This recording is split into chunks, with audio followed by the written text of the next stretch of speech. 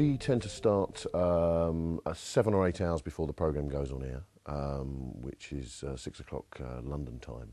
The first thing in the morning, what we'll do is we'll look through what emails, what texts, what postings people have done on the blog. We'll also look around and see what is playing on the website and all that kind of thing. By the time we come to the meeting, we will hopefully be reasonably informed about what is getting people going, what people are talking about. France, we should talk about France. I mean, everyone, it's a kind of one of these dragging the news agenda forward. I know that Anna put on her blog posting, which was superseded by my multiple blog. Sometimes that's really obvious. The school shootings a couple of weeks ago, really obvious. The cartoon row, really obvious. Everyone's talking about it. Other times it's less obvious.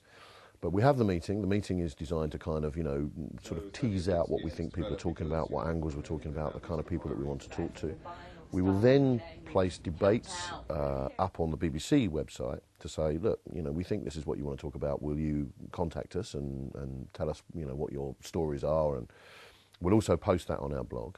And then basically the production team are waiting for people to respond to then ask them if they want to come onto the radio programme. And I'm looking for a student from Hastings College of Law. So we have essentially, by the time we finish the meeting, about a 5-hour run-up to getting 2 hours of live radio on the air. The team of producers that I have, some of them will stay in the office and they field the calls. And obviously we are getting texts and emails and postings on the blog at the time. Sometimes that can be almost overwhelming because there is so much comment that's coming in, it's very difficult to kind of narrow it down. I never fail to be surprised by the geographical range of people that phone to the programme. Our programme goes out at 3 o'clock AM Australian time, and we have loads of callers in Australia. I don't know where they're coming from, but we have loads of calls.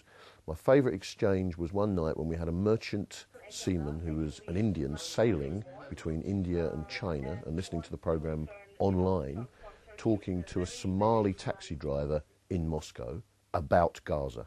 And that really kind of, I thought, it was just an amazing exchange.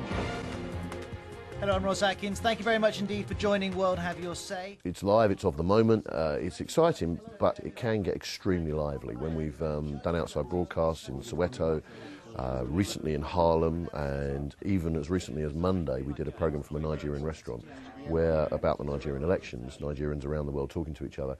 It can get so heated sometimes because people forget they're on the radio and they're so engaged with each other.